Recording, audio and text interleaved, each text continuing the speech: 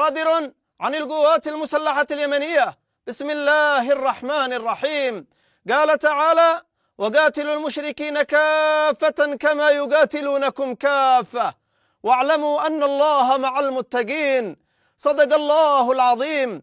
تأكيدا لموقف اليمن المبدئي والثابت في رفض العدوان الصهيوني على إخواننا في غزة ولبنان وسوريا، وأي بلد عربي أو إسلامي يتعرض للعدوان الصهيوني، كما جاء في بيانات سابقة إن المعركة مع العدو الإسرائيلي المعتدي على إيران، مع ما يرتكبه قبل ذلك من إجرام ضد الشعب الفلسطيني وإبادة جماعية واعتداءات مستمرة على الشعبين اللبناني والسوري والعدوان على اليمن، ثم اتجه لعدوان شامل ضد الجمهورية الإسلامية في إيران تحت عنوان تغيير وجه الشرق الأوسط، وأن العدو الإسرائيلي يسعى إلى السيطرة التامة على المنطقة وتنفيذ المخطط الصهيوني بدعم أمريكي مفتوح وشراكة أمريكية، ويحاول إزاحة الجمهورية الإسلامية في إيران لأنه يعتبرها العائق الأكبر في طريق إنجاز مخططه.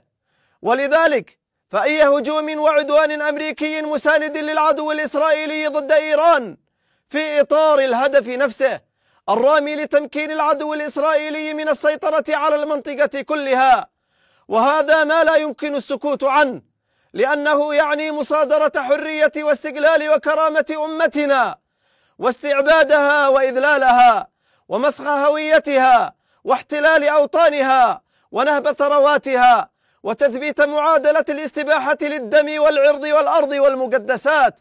ولذلك فالمعركة هي معركة الأمة بكلها، والنجاة للأمة والعزة والنصر في التحرك في الجهاد في سبيل الله تعالى، كما قال تعالى: وقاتلوا في سبيل الله واعلموا أن الله سميع عليم.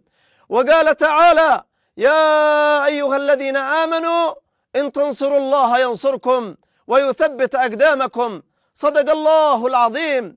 وبناء عليه فإنه في حال تورط الأمريكي في الهجوم والعدوان على إيران مع العدو الإسرائيلي، فإن القوات المسلحة اليمنية سوف تستهدف سفنه وبوارجه في البحر الأحمر. إن القوات المسلحة تتابع وترصد كافة التحركات في المنطقة، منها التحركات المعادية ضد بلدنا، وإنها بعون الله ستتخذ ما يلزم من إجراءات مشروعة للدفاع عن بلدنا العزيز وشعبه الأبي. إن اليمن العزيز بشعبه العظيم وقيادته المؤمنة وجيشه المجاهد سيقف إلى جانب أي بلد عربي أو إسلامي يتعرض للعدوان الصهيوني أو يقرر مواجهة هذا العدوان دفاعا عن نفسه أو دعما وإسنادا للمجاهدين في المقاومة الفلسطينية. لن نتخلى عن إخواننا في قطاع غزة، ولن نسمح لهذا الكيان المجرم المدعوم أمريكيا من تنفيذ مخططاته في المنطقة.